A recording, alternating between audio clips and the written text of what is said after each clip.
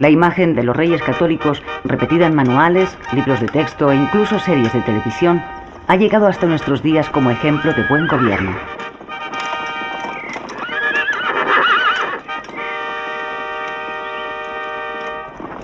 El final de la Reconquista va a permitir la expansión por el Mediterráneo y el Atlántico. Además, una política social basada en la alianza de la monarquía con la burguesía de las ciudades equilibrará el poder de la nobleza y la Iglesia. Asimismo, consiguieron una reorganización institucional que situó a la monarquía hispánica en la vanguardia de los estados europeos del Renacimiento, ayudada por el auge de la literatura castellana y el gran ciclo hispánico de los descubrimientos geográficos. El confesor de la reina, el andaluz Andrés Bernaldez, dejó escrito: «Reinó esta muy noble y muy bienaventurada reina con el rey Fernando, su marido, en Castilla 29 años y 10 meses, en el cual tiempo fue en España la mayor empinación, triunfo, honra y prosperidad que nunca España tuvo después de convertida a la fe católica, ni antes». La buena imagen de estos monarcas empezó a labrarse por los propios coetáneos, que se esforzaron en transmitir la idea de que gracias a ellos se había llegado a una nueva etapa histórica, caracterizada por el orden, la paz social, la eficacia, el respeto a las leyes y la grandeza de la monarquía, en contraposición al caos de los reinados anteriores. La situación de la península ibérica en la segunda mitad del siglo XV era de una gran complejidad. Así, el reino nazarí de Granada se mantenía más o menos igual que al terminar las campañas del Estrecho. Precisamente la pérdida de este paso desde África había situado a este reducto musulmán en situación de inferioridad respecto a los cristianos, al verse imposibilitados de recibir refuerzos a través del Magreb. Las esperanzas puestas en el entonces creciente imperio turco tampoco llegaron a materializarse.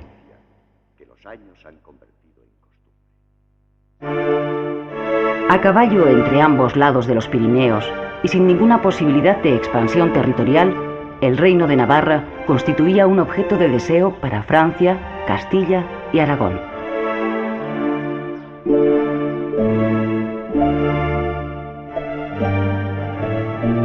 Dentro de la corona de Aragón, Cataluña y Mallorca estaban consumidas por disturbios sociales y epidemias, habiendo perdido parte de la prosperidad conseguida durante el siglo XIII.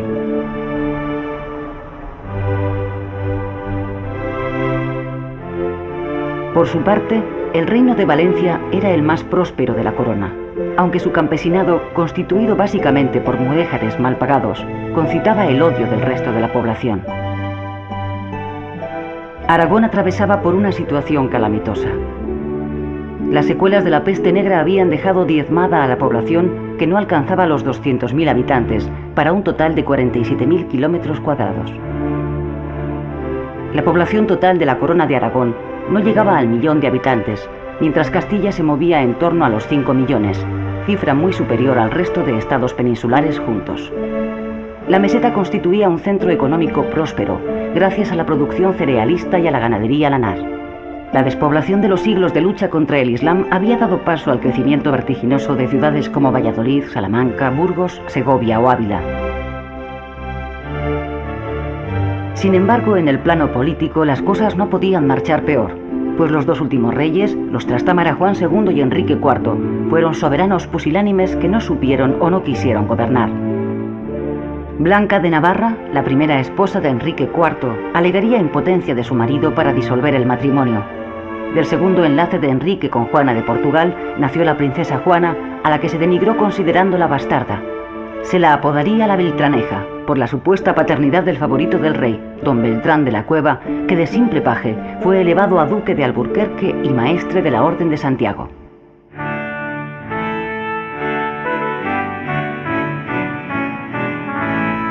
Dentro de este clima enrarecido se produjo el matrimonio de la hermana del rey, Isabel, con Fernando, hijo y heredero de Juan II de Aragón. Isabel era hija de Juan II de Castilla y de su segunda esposa, Isabel de Portugal. Compartía pues con el rey Enrique IV el padre, pero no la madre. El matrimonio hubo de celebrarse en secreto por no contar con la aprobación del rey, obviándose la dispensa papal necesaria al ser ambos contrayentes primos segundos, una dispensa que llegaría años después. Como en tantos otros matrimonios reales, no hubo en principio amor, sino solo cálculo político. La cuestión que se dirimía era la alianza de Castilla con el pujante reino de Portugal o con Aragón, más pobre, pero que consolidaba a los Trastámara en ambos reinos.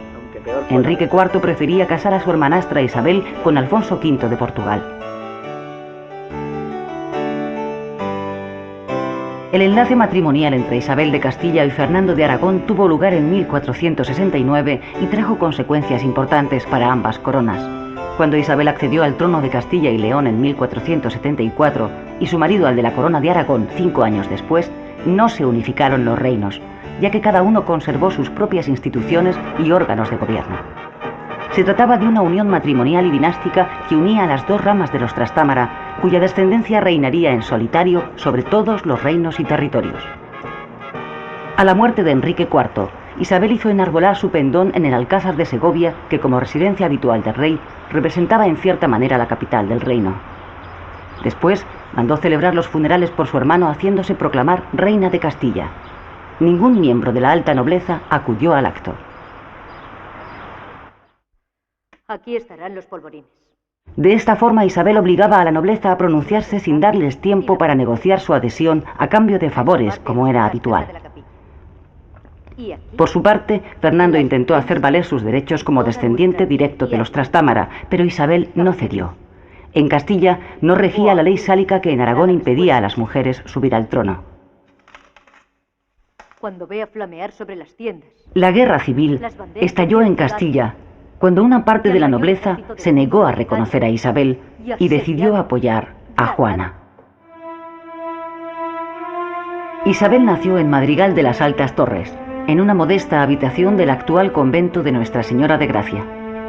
La última de los Trastámara fue una mujer rubia, de tez blanca, con la piel lechosa como todos los Trastámara. Era pequeña de estatura, ojos claros y expresión serena. Desde muy joven se especuló con su matrimonio, primero con Fernando, heredero de la corona de Aragón, que a la postre sería su marido.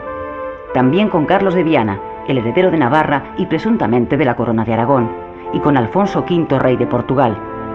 Una parte de la nobleza intentó imponer este último matrimonio, pero Isabel elegiría a Fernando. Su matrimonio era un asunto de Estado e Isabel tomó la decisión que consideró mejor. Isabel sabía que el partido portugués apoyaba a la princesa Juana y necesitaba el apoyo de Aragón para hacerle frente. La guerra civil terminó implicando a todos los reinos peninsulares, pues la corona de Aragón y Navarra apoyaban a Fernando y por lo tanto a Isabel. Por contra, el bando de Juana la Beltraneja contaría con la ayuda de Portugal. Esta se hallaba en manos de la nobleza, mientras que Isabel y Fernando alternaron concesiones a los nobles con el encumbramiento en los puestos decisorios del Consejo Real y de la Hacienda de fieles partidarios, reclutados entre juristas y miembros de la pequeña nobleza.